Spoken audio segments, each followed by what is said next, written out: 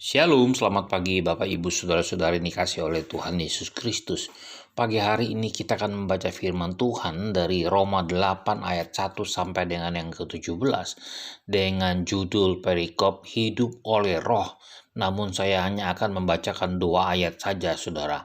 Ayat yang keempat berbunyi demikian, supaya tuntutan hukum Taurat digenapi di dalam kita yang tidak hidup menurut daging tetapi menurut roh.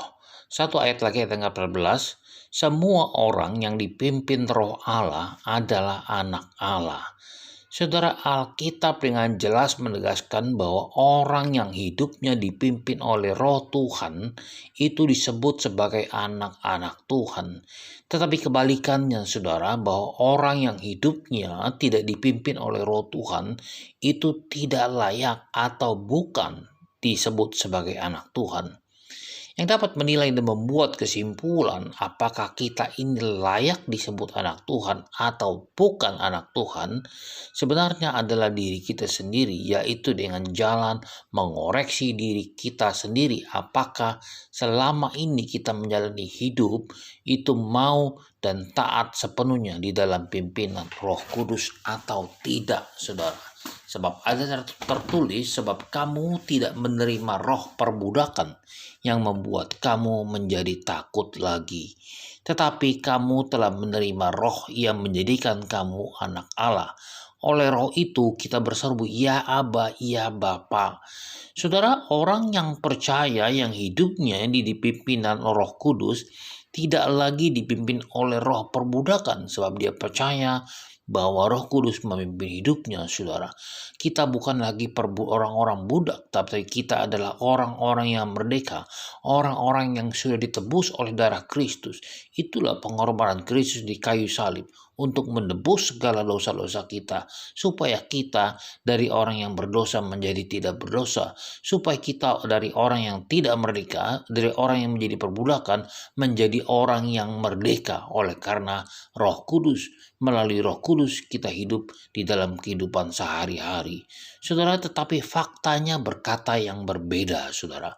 Ada banyak orang Kristen yang mengaku diri sebagai anak Tuhan, tetapi mereka masih berada di dalam belenggu atau diperbudak oleh dosa.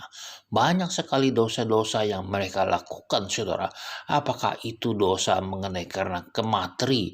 Apakah dosa itu karena dosa mengenai perzinahan? Apakah dosa itu dosa mengenai kemarahan di dalam kehidupannya?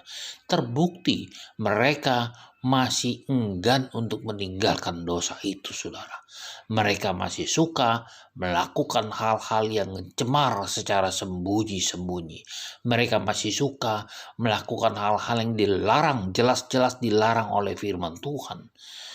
Saudara, menjadi anak Tuhan itu berarti sudah terlepas secara tuntas dari kuasa kegelapan, dari kuasa dosa, saudara. Atau tidak lagi kita berkompromi dengan segala hal yang bertentangan dengan firman Tuhan.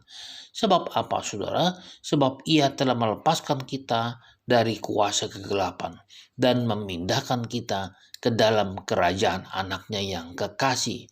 Oleh karena itu, saudara, marilah, hendaklah kamu berakar di dalam dia dan dibangun di atas dia.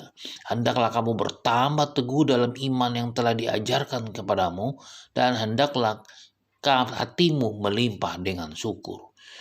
Di dalam zaman sekarang ini, saudara, kita itu perlu ekstra hati-hati supaya jangan ada yang menawan kamu dengan filsafatnya yang kosong dan palsu, menurut ajaran turun-temurun dan roh-roh dunia, tetapi tidak menurut Kristus, saudara.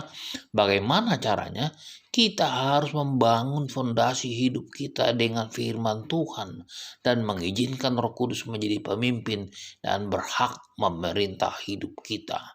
Sebab jika Roh Kudus yang memimpin, ia menuntun aku di jalan yang benar, dan oleh karena namanya, saudara, hidup anak Tuhan yang sejati adalah hidup menurut roh, bukan menurut daging lagi. Oleh karena itu saudara, jangan pernah lupa setiap hari kita berdoa kepada Tuhan, kita membaca firman Tuhan, supaya hati kita diisi oleh Roh Kudus terus menerus di dalam kehidupan kita saudara.